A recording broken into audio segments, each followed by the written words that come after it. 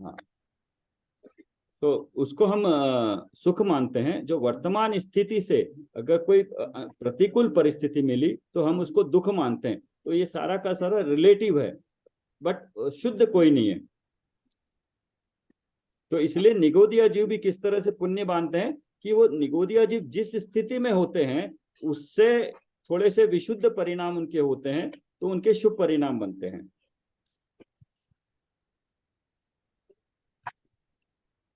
तुम पूछोगी, जिन शुभ भावों से प्रकृति बनती है वे ये शुभ पैराग्राफ सर, ऊपर वाला पैराग्राफ भी थोड़ा सा क्लियर कर दीजिए ना सर। एक बार पढ़ लीजिए इसको आप पढ़ लीजिए, वे आप शुभ पढ़िए। भाव तो एक मिनट, एक जीव के मिनट। परिणाम है। हाँ नहीं, एक मिनट, राखी जी आप पढ़िए इसको। कर्म पुद्गल द्रव्य है। कर्म पुद्गल द्रव्य है, हाँ, पर द्रव्य है। उसे बांधना या छोड़ना तो किसी भी जीव के अधीन नहीं है। अरिहंत भगवान भी कर्म की एक भी अवस्था को पलटा नहीं सकते। इसीलिए प्रशस्त प्रकृति बांधना अपने बस की बात नहीं है। सर ये लाइन जो है ना सर, प्रशस्त प्रकृति बांधना, तो अपन जो भी कर रहे हैं, समाई कर रहे हैं, दान कर रहे हैं, तो हम तो यही सोचते हैं ना कि हम पुण्य का बंधन कर रहे हैं। लेकिन ये नहीं, यहाँ पे जो आपने बताया आप दो काम कर रहे हैं। आपके भाव पुण्य करने के हो रहे हैं और कर्म उस हिसाब से बंध रहे हैं। तो आपने अलग अलग किया ना दो लोगों को। और सबसे पहले जब स्व में लिखा था, पर में यही है। पर में क्या बता दिया, सिद्धांत क्या है, कर्म पुद्गल है और पुद्गल पर है। तो पर का कर्ता आहार वर्गना हो गई है। तो अगर आहार वर्गना उसकी कर्ता है तो मैं उसका कर्ता कैसे हो सकता हूं? मैं क्या कर सकता हूं, मैं शुभ अशुभ के भाव कर सकता हूं, बस इतना मेरा है। बट उसके निमित्त से पुण्य प्रकृति बंधेगी या पाप प्रकृति बंधेगी, मैं सिर्फ मेरा जोर अपने भावों तक है, पुण्य पाप भाव तक है, पहली बात। लेकिन पुण्य पाप भाव भी हमने पढ़ा है वो भी बंध के कारण है, दूसरी बात। तो पहली बात तो कि मेरा जोर सिर्फ मेरे अपने भावों पे चल सकता है कि मैं किसी को कुछ कर दूं। मैं अभी कोई अच्छा भाव करूं, इस तरह से नहीं, कोई अच्छा कार्य करने का भाव करूं, पूजा पाठ मन व्रत का या दया का दान का भाव करूं, या उस तरह परिणमन करूं, तो मैंने जो किया तो उस करने के निमित्त से मुझे पुण्य या पाप कर्मों का बंध हुआ। तो निमित्त नैमित्तिक हुआ। तो कर्म बंधे अपने आप से, वो व्यवस्था ऐसी है कि वो कुछ परमाणु बदल कर पुद्गल के पुण्य रूप मेरे साथ जुड़े, तो जब उनका फल आएगा तो पुण्य रूप आएगा। तो बट उनको मैंने नहीं बांधा है। मैंने बांधा निमित्त नैमित्तिक संबंध है। मैंने क्या किया, मैंने वैसे भाव किए, तो भाव किए तो बंधे। पहली बात तो यह है कि भाव करने से बनते हैं, लेकिन पिछला हम पढ़ के आए हैं कि उस तरह के भाव भी मिथ्यात्व है, वो बंध तत्व की भूल है। तो मिथ्यात्व है तो फिर हम सम्यक्त्व में कैसे जाएंगे, सम्यक की ओर हमारा पुरुषार्थ कैसे बढ़ेगा? तो इस मिथ्यात्व को हमें छोड़ना पड़ेगा कि पुण्य और पाप के भाव तो हम कर सकते हैं लेकिन कर्म नहीं बांध सकते। क्यों? कर्म की पुद्गल है, पुद्गल पर है। तो वही स्व पर का अगर आप देखोगे, पर जैसे ही डाल दिया तो पर के हम कर्ता की बुद्धि से हम हट गए। उसमें वो मैं नहीं हूं, मेरे नहीं है, मैं उनका कर नहीं सकता और किया नहीं तो भोग भी नहीं सकता। सर, कर्म हम नहीं बांध सकते ऐसा बोल रहे हैं? देखो, कोई भी सेंटेंस होगा वो अपेक्षा से होगा। हाँ, नहीं वो तो सही हाँ, है। निमित्त नैमित्तिक दृष्टि से हम भाव करते हैं तो कर्म बंधते सर, हैं। जब ये सही है सर, भाव करेंगे तो वो मिथ्यात्व हो गई, मिथ्या बुद्धि हो गई। लेकिन जब नहीं तक नहीं, सम्यक तो नहीं हाँ होगा तो कुछ तो भाव तो रहेगा, पाप पुण्य का वही रहेगा सर। हाँ, तो बट विशुद्धि जब तक सम्यक्त नहीं होता है तब तक हम मिथ्यात्व में ही रहते हैं, लेकिन विशुद्धि बढ़ते जाती है प्रति समय। जो अभी भाव है उसके उसके बाद अगले वाले भाव उससे विशुद्ध हो रहे हैं, उससे अगले वाले भाव विशुद्ध हो रहे हैं। शुद्धि बढ़ती जाती है जब तक कि सम्यक्त नहीं होता है। लेकिन इसी इसी विशुद्धि वाले भावों से इतनी विशुद्धि हो जाती है कि एक समय में जाके मिथ्यात्व का उदय नहीं होता है और जीव को सम्यक प्राप्त करता है। सम्यक्त वाले मतलब उसको श्रद्धा अपने बारे में पूरी हो जाती है। अभी जितनी श्रद्धा है, ये श्रद्धा बढ़ते बढ़ते बढ़ते बढ़ते बढ़ते पूरी तरह एकाग्र हो जाती है अपने ऊपर कि ये मैं हूं, ऐसी श्रद्धा हो जाती है। अभी क्या हमारे ज्ञान में है, ज्ञान में भी क्या पढ़ने से पता चला है, अपना निर्णय नहीं हुआ है उस पर।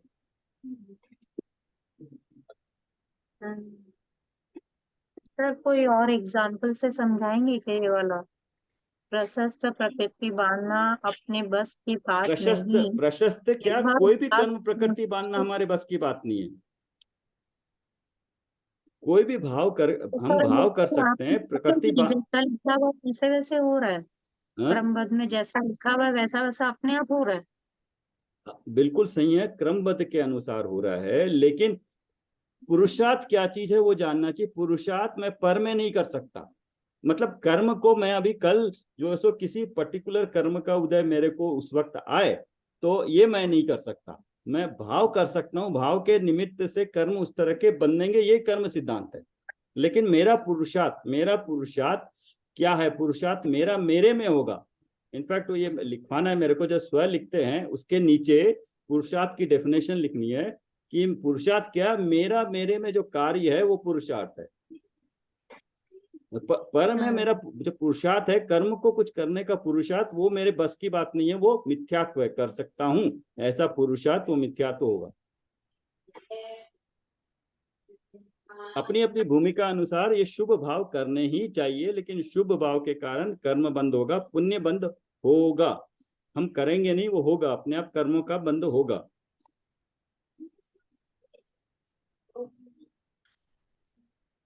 ठीक है, विचार करिए इस पे। जी सर, ये थोड़ा डाउट में है अभी तक मुझे। ठीक है, आप इसको पढ़िए, फिर अलग से डिस्कस कर लेंगे। आप इसको थोड़ा चिंतन करिए इस पे, मतलब निमित्त नैमित्तिक संबंध, जीव का पुरुषार्थ और पुद्गल का कर्ता कौन है, ये तीन चीजें क्लियर होंगी तो अपने आप हो जाएंगी। एक जीव है, एक पुद्गल है, एक जीव के भाव है, एक पुद्गल कर्म है, उसकी कर्ता आहार वर्गना है। जीव भाव करता है, निमित्त नैमित्तिक संबंध के कारण उस प्रकृति के कर्म के पुद्गल परमाणु हमारे साथ जुड़ते हैं। बट वो जोड़ने के लिए हम उनको जुड़ा नहीं सकते कि एक हमारे भावों से। हम, आप ये नहीं कर सकते कि अभी कोई पुद्गल परमाणु है उसको आप पकड़ के बोले कि मेरे साथ जुड़ जाओ। अभी किसी पुद्गल के परमाणु को आप कर सकते हैं क्या ऐसे? नहीं कर। तो बट अगर कोई पुण्य का पुद्गल परमाणु जुड़े तो उसके लिए अगर ये कर्म सिद्धांत है कि पुण्य करो, भाव करोगे, आप पूजा पाठ करोगे, अगर आप सोचोगे कि ये पुण्य का ये परमाणु मुझसे जुड़ जाए, पुण्य का बंद हो जाए मतलब पुण्य के जो परमाणु है पुद्गल के वो मुझसे अभी जुड़ जाए, तो इससे तो कुछ वैसे भी नहीं होगा। लेकिन हाँ, अगर व्रत तप पूजा पाठ के भाव करेंगे, हम करेंगे भाव, और उधर वो कर्म के परमाणु जुड़ेंगे, और जो जुड़ेंगे वो पुण्य वाले जुड़ेंगे। मतलब यहाँ पे भाव से ये प्रशस्त प्रकृति हाँ, और यस, प्रशस्त प्रकृति जो भी है वो बनती है। हाँ, बंधती है निमित्त नैमित्तिक संबंध के कारण, लेकिन प्रकृति हम नहीं बांध रहे हैं। ये डिफरेंस है, ये कहने का मतलब हुआ। आप वो स्व पर को फिर से एक बार देखिएगा, वहां पे ये कर्म और पुद्गल कैसे अलग अलग हैं और पुरुषार्थ मेरा किसमें चलता है, ये आप समझेंगी तो क्लियर हो जाएगा। सर, कर्म करते वक्त उसमें जुड़ना नहीं चाहिए, इसका यही हुआ क्या? कर्म से तो फिर अपेक्षा लगेगी, कर्म तो हम करते नहीं है, हम तो अपने भाव ही करते हैं। कर्म वही जिस भाव अपेक्षा से करते कर वक्त। रहे हैं, हम अपने पुण्य, हम क्या भाव करते हैं, स्वाध्याय कर रहे हैं। तो अभी आप भाव क्या कर रहे हैं कि पुण्य के परमाणु बंधे, ये भाव कर रहे हैं या आप स्वाध्याय कर रहे हैं? बस स्वाध्याय कर रहे हैं, आप स्वाध्याय उनसे कर रहे साथ हैं। जुड़ना नहीं है। हाँ। नहीं नहीं, जुड़ना नहीं, अभी आप स्वाध्याय कर रहे हो तो पुण्य के परमाणु आपसे जुड़ रहे हैं, तो उसमें आपने क्या किया? नहीं, हमने कुछ नहीं किया, हम हाँ, स्वाध्याय कर रहे हैं। हम स्वाध्याय कर रहे हैं, तो स्वाध्याय करने का भाव हम कर रहे हैं, लेकिन कुछ न कुछ कर्म तो बनता ही है प्रति समय। तो कौन सा कर्म बंधेगा? पुण्य प्रकृति का बंधेगा। ठीक है। नहीं नहीं, मैं बोल रही हूँ अपन वो सोच के नहीं करना है कि हमें पुण्य बंधेगा बिल्कुल सही। इसलिए स्वाध्याय कर। हाँ बिल्कुल सही, अगर ऐसे सोच के करेंगे तो पाप बंधेगा। हाँ वही, अगर सोच के मतलब जो करेंगे कि मैं, कार्य करते हैं। हाँ अगर मैं ये सोचूं कि मुझे कुछ पढ़ाई कर स्वाध्याय करने से पुण्य का बंध होगा, इसलिए मैं पुण्य का बंध करने के लिए स्वाध्याय करूं, तो मुझे जितनी हाँ देर बस। स्वाध्याय करूंगा पाप बंद होगा। लेकिन मैं ये सोचूंगा कि स्वाध्याय मुझे करना है, तो उस वक्त जो सहज रूप में निमित्त नैमित्तिक संबंध के कारण कर्म जो बंधेंगे वो पुण्य प्रकृति के बंधेंगे। ये क्लियर होने के बाद ही हम स्व पर या कर्तत्व अकर्तत्व की बात हम समझ पाएंगे। तो जितना भी पुण्य पाप हम कर रहे हैं, मतलब बाहर जितनी भी कार्य हम कर रहे हैं, पूजा पाठ दान गुरु भक्ति वगैरह, इसलिए अगर सोच के कर रहे हैं कि मुझे पुण्य बंद होगा और मुझे पुण्य अच्छा लगता है, तो आप बहुत अपने साथ नाइंसाफी कर रहे हैं। आपका बंदेगा पाप बंद, जितना भी कार्य कर रहे हैं उतना पाप बंद बंदेगा। बट अगर हाँ शुद्ध भाव से विशुद्ध भाव से करो कि ये करना है मुझे, कर्म में जो होना है सो होना है, बट मेरे भाव अच्छे रहें, मैं किसी की सहायता करूं, किसी को कुछ अच्छे भाव से करें, बट कर्म मानने के भाव से ना करें। ये डिफरेंस रखें। इसमें जैसे मतलब ठीक है हमारे लेवल पे ठीक है, जैसे कोई अगर कोई बच्चे हो या फिर कोई बड़े भी जो कुछ भी नहीं करता हो, तो उनको ऐसे बोलते हैं ना कि हाँ भाई तुम ये थोड़ा सा मंदिर जाओ तो तुमको पुण्य बनेगा। हाँ, तो तो ये हम लोग हमने उनको रॉन्गली पुण्य का लालच ही दे रहे हैं, वो रॉन्ग है। लेकिन कैसे फिर उनको अभी पुण्य। हमने कहाँ पढ़ा था ये कि पढ़ा था ना कि थोड़ा सा थोड़ा, वरना क्या करते अगर हम उनको यहाँ नहीं लगाते तो वो टीवी मोबाइल में लगे होते, तो वो बहुत बड़ा पाप बन रहा होता। उस पाप से बचने के लिए ये लालच देके थोड़ा सा पुण्य बंद करा रहे हैं, तो दोनों के कंपैरिजन में देखिए कौन सा बेटर है। हाँ हाँ वो ठीक है, कंपैरिजन वो में। बेटर है। बट ये भी लेकिन ठीक नहीं है। ये तो हम स्वाध्याय कर रहे हैं, इसके स्वाध्याय को भी आगे भी ध्यान है, ये यहाँ पे नहीं रुकना नहीं थोड़ी है है लेंगे ना। पूरी। हम्म। इससे आगे भी तो स्वाध्याय वो स्व तो पर का निर्णय करना है, तो कहीं पर भी रुकना नहीं है ना। रुकना तो कहीं भी नहीं है जब तक कि सिद्ध ना हो जाए, भेद विज्ञान प्रति समय करना है। तो वो जो सर अपने भूमिका को अनुसार जो व्यवहार में भूमिका अनुसार सब कुछ करना है। बट वो करे या ना करें, आपकी बात माने या ना माने, वो उसके भवितव्य के अधीन है।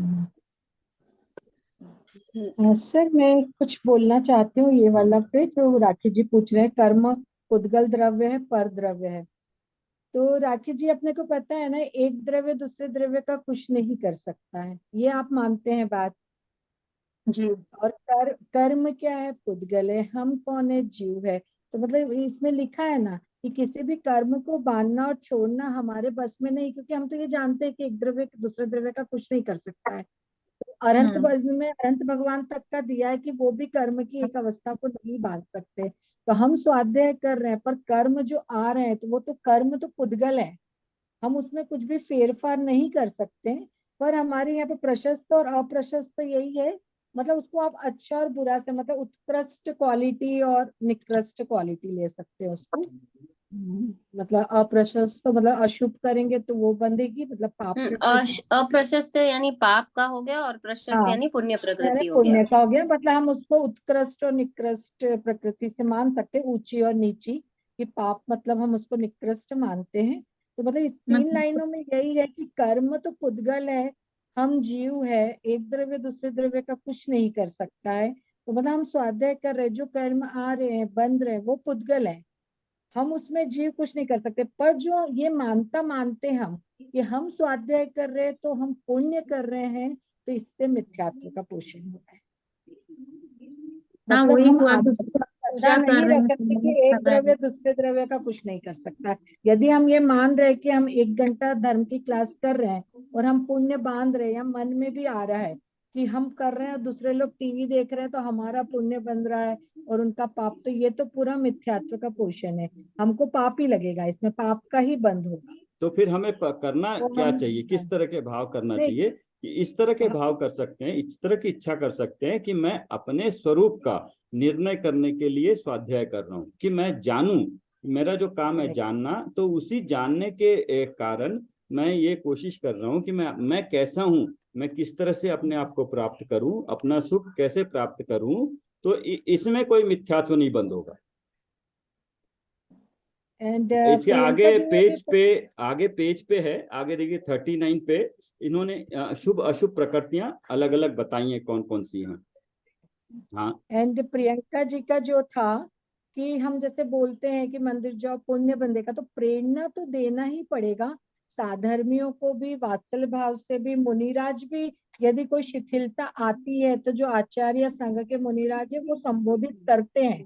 तो प्रेरणा तो हमको देना पड़ेगा, हम वात्सल्य भाव से चाहे दें, मतलब हम वात्सल्य भाव से ही देते हैं ना, हम चाहते हैं कि उनका सब अच्छा हो यदि हम जानते हैं तो। पर उनको शुरुआत हम कहाँ से करेंगे?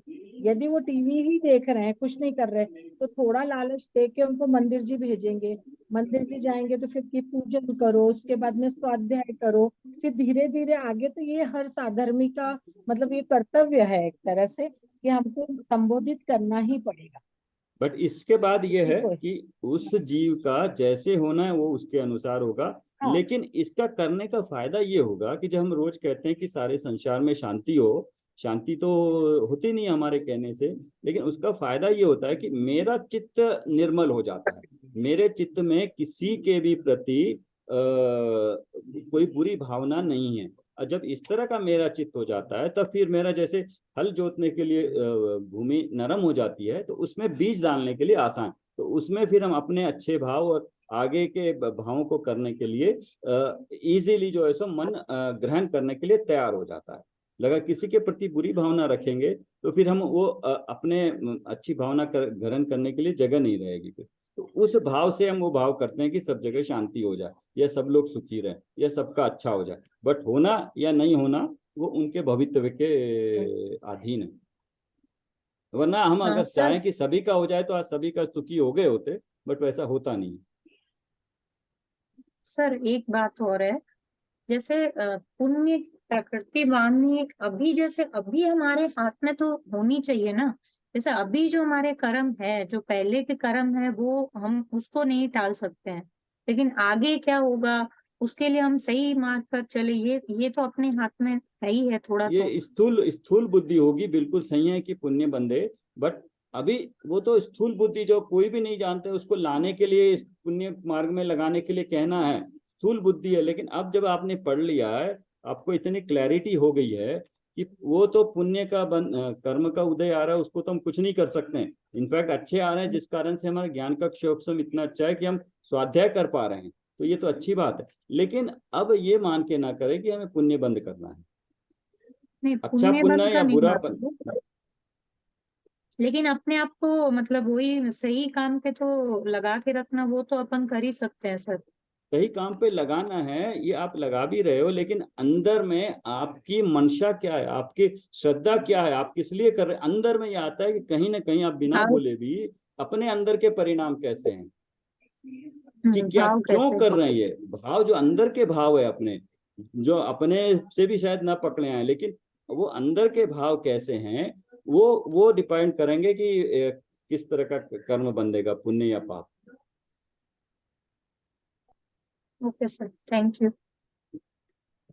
सर मैं थोड़ा सा बोलूं इसके बारे में। हाँ जरूर बोलिए, ये पॉइंट बहुत इंपॉर्टेंट थे जो तीनों थे, बाकी तो इंफॉर्मेशन थी, ये तीन ही पॉइंट है जो उसका सार है, तो इस पे क्लैरिटी होनी जरूरी है। तो जैसे हाँ सबको लग रहा है तो इस पे डिस्कस करके क्लैरिटी होना जरूरी है। तो और इसी का जो सार है, जो फर्स्ट पेज पे स्व पर लिखा है, उसमें यही लिखा है कि पर क्या है और उस किसका कर्ता मैं हूं नहीं हूं। बोलिए। सर, उदय और बंध दो चीज को समझना पड़ेगा। उदय जो है वो बंधे हुए कर्मों का उदय आ रहा है, तो पाप का भी आ रहा है और पुण्य का भी आ रहा है। और जो हम अभी बांध रहे हैं, जो हम करंट में बांध रहे हैं, वो बंध है।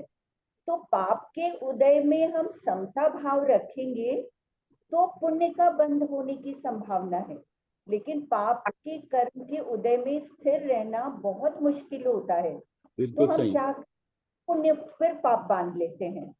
तो हम चाह कर भी पुण्य नहीं बांध सकते और चाह कर भी पाप नहीं बांध सकते। बिल्कुल वो सही, तो यही कहा है। कर्म के हिसाब से आएगी, दोनों प्रतिकूलता अनुकूलता कंटिन्यूअस आएगी। हम ये पढ़ाई जो कर रहे हैं, सीखना हमको ये है कि जो उदय आ रहा है उसमें हम नवीन बंध कैसा करें, कितना स्थिर रह सकें, कितना संभाव में रह सकें। उतना उतना पुण्य बंधेगा। बाकी तो पाप के उदय में हम इतना विचलित हो जाते हैं, आकुल व्याकुल हो जाते हैं, तो वो फिर पाप ही बंधता है। हाँ तो बिल्कुल उदय सही है। बंध अलग चीज। बिल्कुल सही है। जो उदय आ रहा है वो पुराने कर्मों का आ रहा है, और प्रति समय दोनों तरह के उदय चलता रहता है, शुभ अशुभ का, पुण्य पाप का चलता रहता है।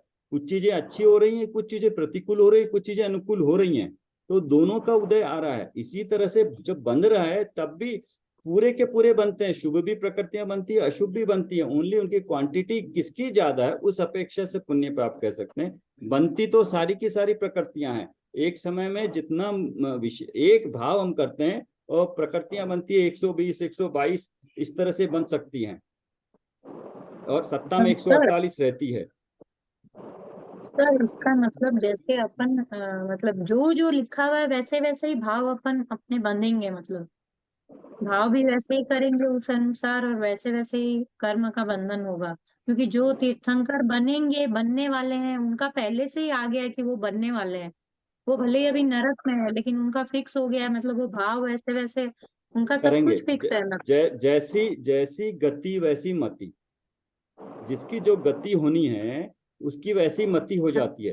तो किसी की मति अभी कैसी है देख के आप बता सकते हैं कि उसकी गति कैसे होने वाली है। कोई बाहर कुछ जुआ खेल रहा है, मदिरा पान कर रहा है, तो उसकी गति, अगली गति कैसी होगी वो बता सकते हैं। अभी स्वाध्याय कर रहे हैं तो हम अपना एक अंदाजा लग सकता है कि हमारी गति कैसी होगी। बट ये अभी अभी इस वक्त के भाव के बेसिस पे है। अगले 1 घंटे के बाद अगर एकदम उल्टे भाव आ जाए तो उस वक्त, क्योंकि गति, मनुष्य गति और मनुष्य आयु कब बदलेंगी उसका नियम है, तो इसलिए कहते हैं कि हर वक्त परिणाम अपने अच्छे रखो। बट ये है, इस पे पूरा का पूरा डाउट इसलिए है कि पुरुषार्थ का मतलब समझना है। पुरुषार्थ किसमें करना है, या पुरुषार्थ करना है कि नहीं करना है। अब पुरुषार्थ नहीं करेंगे तो अभी जो भी स्थिति मिलेगी उसको एक्सेप्ट करना पड़ेगा। बट उसमें तो हम एक्सेप्ट नहीं कर पाते ना जो भी स्थिति है।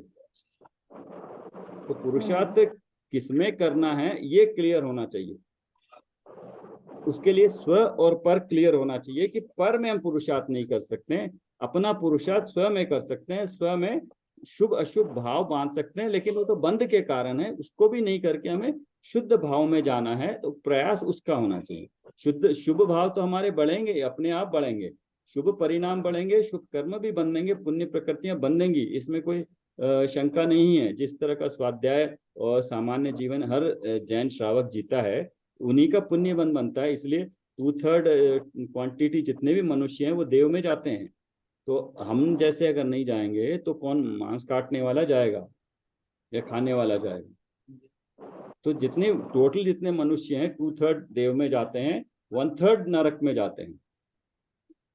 तो इस तरह के परिणामों से शुभ और पुण्य तो बंधेगा ही, लेकिन हमें तो उससे उठ के आगे जाना है। तो शुद्ध भाव में जाने के लिए पुरुषार्थ हमें क्या करना है, किसमें करना है, ये क्लियर होना चाहिए। थोड़ा आगे पढ़ लेते हैं। 36 पे 3rd पैरा।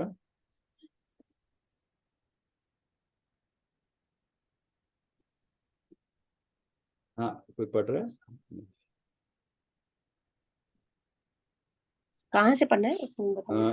36 पे 3rd पैरा, पेज नंबर 36। तुम पूछोगी यहाँ से। हाँ, तुम पूछोगी, जिन शुभ भावों से प्रशस्त प्रकृति बंधती है वे शुभ भाव तो जीव के परिणाम है। उन्हें तो हम सोच समझ कर सकते हैं ना। वो तो हमारे बस की बात है ना। ये यही जो अभी आपके राखी ने सवालों पूछा का ना। जवाब यहाँ आ रहा हाँ है। हाँ। बेटियों, हे जीवो, इसी मिथ्या मान्यता से अनादिकाल से यह जीव ग्रसित है। शरीर से शरीर से जीव की भिन्नता को तो सभी संप्रदाय के लोग मान्य करते हैं, परंतु राग आदि भावों से अपनी भिन्नता इस जीव के ख्याल में नहीं आती। विशिष्ट राग भाव करने योग्य मानना तो उसकी आश्रव और बंध में उपादेय बुद्धि है। राग भाव करना मेरे हाथ की बात है। मैं चाहूं वैसे विकार को पलटा सकता हूँ या कर सकता हूँ। मानने वाला ये जीव तत्व और आश्रव बंध तत्व को एक में एक एक में मानता है। एक मानना है। सात तत्वों का सही स्वरूप एवं उनकी आपस में भिन्नता उसके ख्याल में नहीं आती। मुझे बताओ, पूजा करते समय, शास्त्र स्वाध्याय करते समय बीच में अन्य कोई विचार मन में क्यों आता है? हमारी इच्छा से तो वे विचार नहीं आते।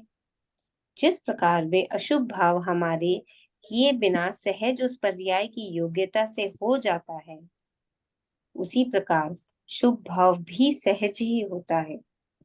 यह सहजता अज्ञानी जीव के ख्याल में नहीं आती और वह राग भाव का कर्ता बनता है, स्वयं को उसका कर्ता मानता है। ज्ञानी अभी जीव हमारा रागादि हमारा ज्ञान का, मैं ज्ञानी हूँ, जानने देखने वाला हूँ, अभी भी मैं क्या कर रहा हूँ, मानता हूँ कि राग कर रहा हूँ, बट उस वक्त भी कर क्या रहा है, वो सिर्फ जान रहा है, राग कर नहीं रहा है, कर नहीं पाता है राग को। वो तो जानने वाला था, जानने वाला ही रहेगा, लेकिन मैं राग करता हूँ, ऐसी बुद्धि वो अज्ञानी को होती है। अज्ञानी जीव के ख्याल में नहीं आता कि वो राग भाव का कर्ता बनता है, स्वयं को उसका कर्ता मानता है, उद्गल का कर्ता माना, जो कि है नहीं, होता नहीं। आगे इंपॉर्टेंट पैरा है। ज्ञानी जीव रागादि से भिन्न अपना अस्तित्व जानता है। ज्ञानी के भी रागादि होते हैं, फिर भी उनकी कर्ता बुद्धि उसे नहीं होती, वह उनका सहज ज्ञाता रहता है। अज्ञानी मानता है कि शुभ भाव तो करना ही चाहिए ना, उसके बिना धन कैसे प्रकट होगा। अज्ञानी जीव शास्त्र में पढ़ता है कि षोडशकरण भावना भाने से तीर्थंकर प्रगति बनती है। वह सोचता है तीर्थंकर प्रगति बांधना कितना अच्छा है, मैं भी तीर्थंकर प्रगति बांधूंगा। परंतु वह इस बात को भूल जाता है कि सम्यक दृष्टि जीव को ही तीर्थंकर प्रगति का बंध हो सकता है। जिनेंद्र भगवंतों ने बताया हुआ मोक्ष मार्ग सभी जीवों की समझ में आए, इस तरह के तथा अन्य भी शुभ भाव ज्ञानी के सहज होते हैं और तब तीर्थंकर प्रगति बंधती है। हाँ, ये देखिए, इसको फिर पढ़िए।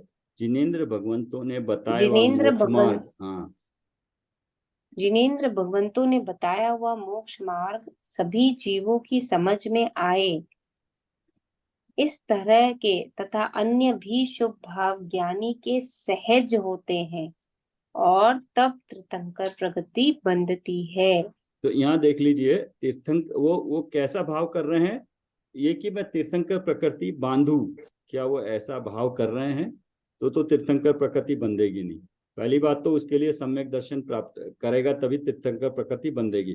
तो इस समय तीर्थंकर प्रकृति बांधना ये मिथ्या तो हो जाएगा। उससे पहले तो सम्यक प्राप्त करना पड़ेगा, सम्यक से पहले स्वपर का निर्णय करना पड़ेगा। तो उनके भाव ये है कि मोक्ष मार्ग सभी जीवों को समझ में आए, इस तरह के भाव, वो भाव उनका ये हो रहा है, लेकिन कर्म की प्रकृति बन रही है तीर्थंकर प्रकृति।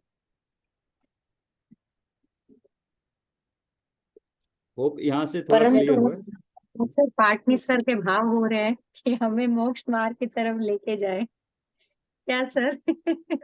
सभी के भाव होते हैं कि, बट ये है कि समझ में आए हमको, ये जो ज्ञान है वो हमें समझ में आए, बस हमें समझ में आए। तो इसलिए इस तरह का भाव, अगर भाव हो रहा है ये और प्रकृति बन रही कर्म की, तो ये जो डिफरेंस है ये समझ में आना चाहिए। तो इसलिए जो स्व पर लिखा है उसमें भाव भी एक पर में डाला हुआ है, शुभ अशुभ के भाव भी वो पर में डाला हुआ है। तो पर है तो मैं कर नहीं सकता, अगर करता हूं मानेगा या करना है मुझे मानेगा तो मिथ्या तो होगा, तो स्व में नहीं आ पाएगा। तो जो फर्स्ट पेज पे आपने लिखा है स्व पर, इसलिए वहां पे देखिएगा ये चारों तरह के पर आ गए हैं, बाह्य से लेके अंदर के भाव तक। ठीक है, आगे पढ़िए। परंतु जिन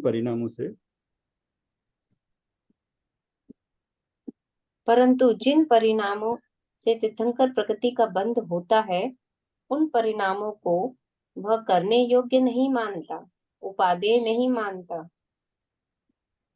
परंतु अंतरंग में स्थिर नहीं रहता, तब उसे वैसे भाव सहज जाते हैं।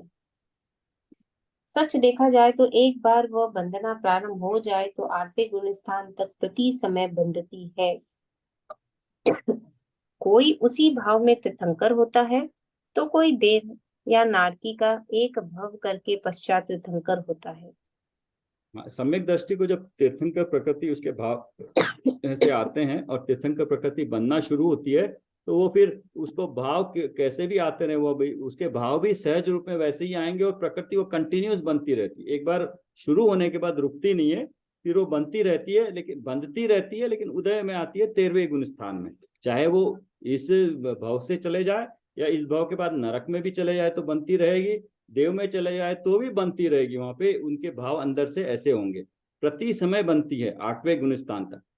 8वें गुण स्थान तक बनती है। 9, 10, 11, 12 में ये नहीं बनती, बनना रुक जाती है, लेकिन पड़ी रहती है सत्ता में। उदय में आएगी 13वें गुण स्थान में तीर्थंकर प्रकृति। हाँ, अगला पढ़िए। एक मिनट, अभी क्या बोला आपने? 8वें गुण स्थान तक प्रति यहाँ समय ये बनती है। यहाँ लिखा है ना, एक बार हाँ, वो हाँ, बनना प्रारंभ हो जाए तो राइट। 8वें गुण स्थान तक प्रति समय बनती है। हम्म। 8वें गुण 9 स्थान तक 9 प्रति से समय बनती है। 9, 10, 11, 12 में सत्ता में रहती है, बनती नहीं है, उदय में भी नहीं आती है। अच्छा, अरंत कब बनते हैं? जब 13वें गुण स्थान में आते हैं। लेकिन अरंत प्रकृति ये बनती है 8वें तक, तो बनने के बाद कहाँ रहेगी? सत्ता में रहेगी, अपने साथ रहेगी, लेकिन अपना असर दिखाएगी 13वें गुण स्थान में। तो जो वैभव है, बाह्य वैभव, दिव्य बनी, ये सारा तीर्थंकर प्रकृति के उदय के कारण है। तो वो आएगी उदय में 13वें गुण स्थान में। 13वें गुण स्थान में, क्योंकि उससे पहले तीर्थंकर की जो प्रकृति है उसका वैभव जो है जो उससे पहले नहीं आता है ना। तीर्थंकर बनते ही 13वें गुण स्थान में, अरहंत तीर्थंकर। हम्म।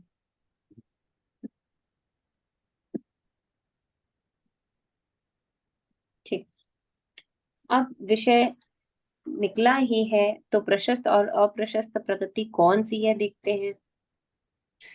हमने कर्मों की 8 मूल प्रकृतियां और उनकी 148 उत्तर प्रकृतियां देखी, उनका विस्तार से वर्णन भी देखा। शास्त्र में कहीं कहीं 122 प्रकृति का हिसाब देखकर तुम भ्रम में मत पड़ना। 148 प्रकृति को एक 122 में गर्भित कर देते हैं, जो इस प्रकार है: 5 शरीर, 5 बंधन और 5 संघात नाम कर्मों को अलग अलग न करके 5 शरीर नाम कर्म में ही उसी नाम के बंधन और संघात नाम कर्मों को अंतर्भूत करके 15 के बदले में 5 गिनते हैं। उसी तरह स्पर्श आदि 20 प्रकृति के बदले स्पर्श, रस, गंध, वर्ण इन 4 में उनके प्रभेद गर्भित करके 20 के बदले 4 गिनते हैं। ये इस ग्रुपिंग बताइए, प्रकार ग्रुपिंग किस तरह से राइट। बताइए कि एक हाँ, एक को वो करने की वन बजाय एक ग्रुप में एक ले लिया तो उस तरह से 122 भी हो सकती हैं, तो वो भी एक अपेक्षा है। इस प्रकार 10 + 16 = 26 संख्या बाद करने पर 148 - 26 = 122 प्रकृति गिनने की भी पद्धति है। उसमें सम्यग्गी मिथ्यात्व सम्यक और मिथ्यात्व है, सम्यक मिथ्यात्व। सम्यक मिथ्यात्व है। हाँ, उसमें सम्यक मिथ्यात्व और सम्यक प्रकृति बंध योग्य नहीं है, इसलिए बंध योग प्रकृति की संख्या 120 है। टोटल अच्छा। 122 निकाली, टोटल प्रकृतियां बनने योग्य निकाली है, लेकिन उसका क्लैरिफिकेशन कर रहे हैं कि जो ये सम्यक मिथ्यात्व सम्यक प्रकृति है, ये हम बांध नहीं सकते हैं। ये जब सम्यक होता है तो मिथ्यात्व से ही अलग होके 2 और प्रकृतियां सत्ता में हो जाती हैं, उसको कहते हैं सम्यक मिथ्यात्व और सम्यक प्रकृति। तो वो बंधती नहीं है, ये सम्यक होता है तो अपने आप उनका सत्ता में आ जाती है। ये दर्शनावरण कर्म के अंडर में थे ना? 3 है, नहीं, दर्शन मोहनीय कर्म के अंडर में राइट, मिथ्यात्व, दर्शन मोहिनी सम्यक में मिथ्यात्व और सम्यक प्रकृति, 3 प्रकृति हमने ऊपर लिखी थी। मोहिनी, हाँ, राइट, ये वही है दो। वो ये इसके साथ मिथ्यात्व मिला के 3 प्रकृतियां दर्शन मोहनी की हैं। हाँ, तो उसमें से बंधती मिथ्यात्व है, लेकिन उदय सत्ता में उदय में सम्यक मिथ्यात्व और सम्यक प्रकृति रहती है। मतलब ये दोनों सत्ता में रहती है। यस। और उदय में जब सम्यक दर्शन होता है तब आती है? नहीं, ये इनको बुलाना नहीं पड़ता है, कोई अपने आप आ जाती हैं। ये कब आती हैं? जब कोई खास खास कार्यक्रम होता है, सम्यक्त होता है, तब जो मिथ्यात्व है, मिथ्यात्व ढीला पड़ जाता है। तो ढीला पड़ के हाँ। उसके और छोटे छोटे दो टुकड़े बन जाते, दो और की सत्ता में आ जाते हैं। एक सम्यक मिथ्यात्व और सम्यक प्रकृति। मिथ्यात्व होता है वो बंध में है, उदय में आए तो मिथ्यात्व प्रकृति होती है, सम्यक नहीं होता है। लेकिन सम्यक मिथ्यात्व प्रकृति उदय में आने के सत्ता में आने के बाद उदय में आती है तो तीसरा गुणस्थान होता है, और सम्यक प्रकृति उदय में आती है तो चौथा गुणस्थान होता है। अच्छा। आप जब सम्यक्त का विषय आएगा तो ये क्लियर हो जाएगा, अभी सिर्फ ठीक है। इंफॉर्मेशन लेते रहे। हाँ हाँ, एक सेकंड, जो आपने बोला ना यही है ना कि जब मिथ्यात्व मतलब ढीला पड़ता है और सम्यक्त होता है तो मिथ्यात्व ढीला पड़ता है, यस, तो ये दो में डिवाइड हो जाती है, सम्यक मिथ्यात्व और सम्यक प्रकृति। और जब तीन सम्यक तीन मिथ्या, नहीं, हाँ तीन में, जब सम्यक सम्यक्त मिथ्यात्व, होता है, सम्यक और सम्यक, मिथ्यात्व हाँ, होने पर, नहीं, सम्यक्त से एक समय पहले मिथ्यात्व होता है। जब सम्यक्त का समय आता है, मिथ्यात्व समाप्त होके सम्यक्त मतलब श्रद्धा पूरी हो गई, उस सम्यक्त के काल में मिथ्यात्व उदय में नहीं आता है, लेकिन जो मिथ्यात्व सत्ता में पड़ा है वो मिथ्यात्व, सम्यक मिथ्यात्व और सम्यक प्रकृति तीन रूप में बदल जाता है। मिथ्यात्व तो डिवाइड होता हो ही है, जाता है। हाँ अपने साथ और दो हाँ बना लेता है, तो टोटल तीन हो जाती है सत्ता में। हाँ। और तो ये सत्ता में रहती है, और यस, जब ये उदय में आती है, मतलब जब सम्यक मिथ्यात्व उदय में आता है तो वो थर्ड गुण स्थान में चले जाता है, यस, और जब सम्यक प्रकृति उदय में आती है तो वो फोर्थ गुण स्थान में चले जाता है। शाक्षमिक सम्यक्त कहलाता है तब। ये शाक्षमिक जब उदय में आता है तो शायोपशमिक सम्यक सम्यक होता है, हाँ। ठीक, आगे पढ़ लें और ठीक है। हाँ, इसको खत्म कर, ये चैप्टर खत्म करें। ये पैरा लब्धि के प्रकरण में, एक सेकेंड। लब्धि के प्रकरण में अप्रशस्त कर्म प्रकृति का अनुभाग अनंत गुना घटता जाता है और प्रशस्त प्रकृति का अनुभाग अनंत गुना बढ़ता जाता है।